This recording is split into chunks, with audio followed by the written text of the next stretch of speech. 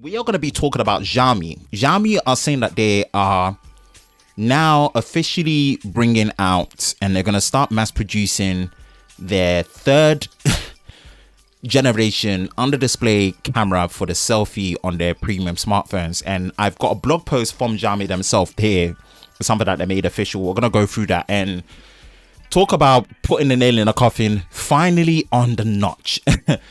Not just on the notch, but hole punches, and what this could mean for, you know, how smartphone cameras look like in terms of the selfie, how smartphones look like front display wise, and what that could mean for potential selfie quality degradation or none at all, and what they're doing to really work around us. So we're going to look at the blog post and we're going to get straight into it, and it should really be something that dives in straight away. So we're going to talk about that, share my thoughts and opinions on it. We'll go through the article, see where this is going, see what this means for the industry, what it means for this decade, what it means for the final frontier of how we see smartphone design now, before obviously ushering in the new generation of foldables, whether it's the folding screen devices, the horizontal, the verticals, or the folding dual screen devices like what you see from the Surface Duo. We'll switch over and really look at what's going to be, what my take is on this, because I think this is great news. I think this is great news, and this really does finish off the final frontier of what we see for how we perceive the smartphone design right now, and it's going to be very interesting to see how that goes. So let's chime in and look at it from here. So this is the article post, and what it says, and we'll go through the article. What it says is obviously Beijing, China, 28th of August, Xiaomi announced that they will officially kickstart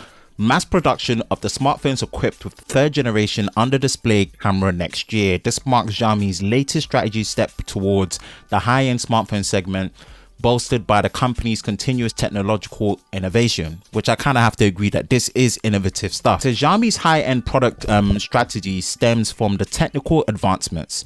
Shortly after launching the mass-produced 120-watt graphene battery on the Mi 10 Ultra on August 28th, Xiaomi introduced another groundbreaking technology with mass production potential, the third generation under display camera technology. This brand new technology is able to perfectly disguise the front camera under the phone's screen without ruining the edge-to-edge display effect. This is very important. Screen punch holes and dot drops. This technology makes the perfect full screen form factor a reality. Wow, okay, it does. So it says Xiaomi aims to bring this technology to the mass market next year.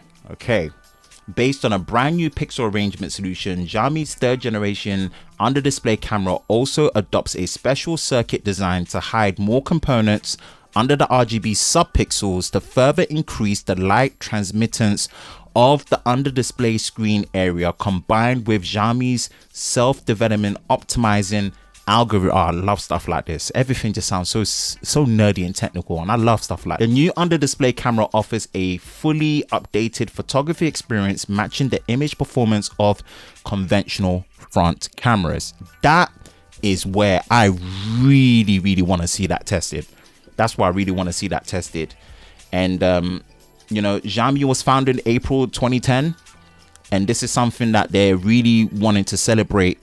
And they want to also show that they have innovation next to the likes of the Samsungs, next to the likes of the pioneers, you know, that really, you know, get things going. I don't know about you. What a great time to be alive. Okay, so third generation. Firstly, where's the first generation? We never saw the first generation of this technology in any smartphone from what I know of head. If there is any phones that came out with the first or the second generation, please let me know. I'm more than happy to concede. It might have come out and I would have completely missed it, but I don't remember seeing any videos from any of the big guys or any of the small guys anywhere of the first and the second generation. So how they labeling this third generation, it must be an internal thing to make them feel good, like they're really advancing stuff, which obviously they are, but that's the first thing I just want to question. Where was the first and the second generation that we didn't get to see? Second, thank goodness I'm a big fan of all screen, right? I'm a big fan of all screen. I just finished scripting my review on the Realme X50, and man, I don't mind notches. No. I do mind notches. Let me take that back. I don't mind hole punches, but the dual hole punch and hole punches, I'm ready for them to die. I am ready for them to die. I'm ready for them to kick it in the bucket. I'm so ready for hole punches and stuff to kick it in a bucket. And this looks like the final frontier in smartphone design. And this is impressive. Secondly, conventional cameras. Like it said in the post, how close to performance-wise are we going to get to conventional cameras that don't have this level of obstruction or trickery or witchcraft or technological advancements there? It's well good enough that they're saying it, but how close are we? What's going to be the distinguishing difference between what we're seeing there with the under display camera versus the normal conventional glass cameras that we're seeing with their optics? That is going to be a very interesting one. It was already impressive how they were able to cut a camera hole into a display anyway, let alone now hiding it and disguising it. That's something that it just blows my mind, and it just makes me think that as much as we love to critique these products, and I think it is our jobs to critique these products as much as possible for them to keep getting better, it gives us something to talk about as well. It makes it much more engaging, it makes it less bland, and you know, it makes it much more meaningful to get that real feedback. But I take a step back and I'm thinking, even in this short space of time, from how I looked at the S6 series and the Edge series and I was blown away, that is in a short space of time for us to have gotten to this point now that cameras are hiding under displays. I'm just amazed. It makes me just have less to complain about and more to actually congratulate for companies really doing this. This is innovative stuff. This is pioneering stuff. And what this could be and what this could lead into in terms of technological advancements is having a Face ID module, having a complete Face ID mod hidden under the camera. That to me is something that I can get behind, as well as having an under display fingerprint scanner, right? Having a proper biometrically secure Face ID unlock, which I don't think is the best way to do biometric ID, and I stuck to that from the day one. I always said the fingerprint was always going to be the more secure and the best way to go about it. And this global pandemic with face mask and everything, it has shown that the fingerprint scanner wins and wins throughout. But I think being able to do both without them physically and visually obstructing the display, the center of what you do, to have that level of advancements. Imagine, you know, your Apple still being Apple, which we're going to get to a bit later, are still sticking with the same design. And that notch is obtrusive. It's so obtrusive. So to be able to have a clean advancement in terms of viewing experience and have cameras hidden, biometric, you know, for facial recognition, for more depth and accuracy and more security hidden under the display, I gotta give Xiaomi credit here, man. This is amazing stuff. And the fact that they're mass producing this and, you know, they're looking to bring this out 2020 ending in 2021, I cannot wait. The depth of the notch, the depth of the hole punch, a truly all screen experience without having things like, you know, moving parts like the pop-up camera, which I didn't necessarily have a problem with, but this just means you don't have to have any moving parts and you can have a secure, you know, ceiling of a build that still has things like ingress protection at IP67, IP68, etc. And it's something that I'm excited to see. 1. 2. What does that mean for the competition? It just means the competition have no excuse until Xiaomi can obviously give this kind of licensing out and other people can. What would be your reason not to actually use it? The only reason why you wouldn't use it is if you're not getting the same optical performance in the selfie that you would do without it, because I don't see why you wouldn't. And that's going to be the deciding factor. How hidden would it look? 1. 2. How much is it going to affect the optical performance of the selfie when it comes to your photos and it comes to your videos? That's going to be the deciding factor.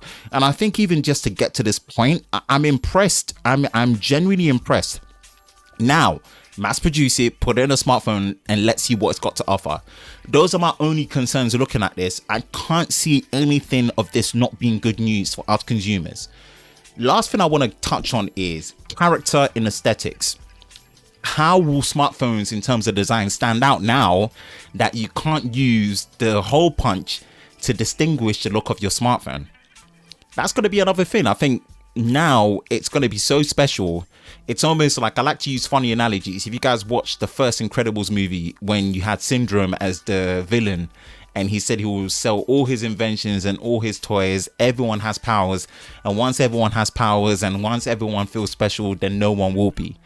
I feel like once you get to that point, No one's gonna have any quirky designs or weird kind of ways of doing things to hide and have a full screen experience. Like for example, the Asus Zenfone with the flip camera, you know, the pop-up camera from, you know, the older OnePlus devices, or the Xiaomis, or the hole punch on the right, the left, the dual hole punch, the center one. No one's gonna have these weird quirky designs to differentiate themselves. So if everyone uses this, it's like, it's such a special thing for everyone to have. How do you now distinguish what makes you look different? So then everything looks the same. Maybe that's another point of contention and concern that might be weird, where secretly maybe the quirky designs that people are using to get around, you know, having an edge-to-edge screen design might be taken away. But hey, it's the depth to it, and it's one of those things where it's the final frontier to the smartphone that we know, as I like to call it, the solid state smartphone design, or the solid state smartphone hardware. The reason why is that the form doesn't change. It's physically like that. It's solid state. Whereas obviously the moving devices that we've got with the foldables are not completely solid state. They can change, whether it's the screen, the form factor. That's the next generation. And if this is the final frontier in a solid state, you know, physical hardware design of the smartphone that we know right now, I'm all for it. I'm all for it. So don't really have much else to say from that. Xiaomi, mass produce this, bring it into a real phone. Let's test it. Let's critique it. Let's see what it lives up to based on what you've said, and let's keep making it better. But so far, bravo.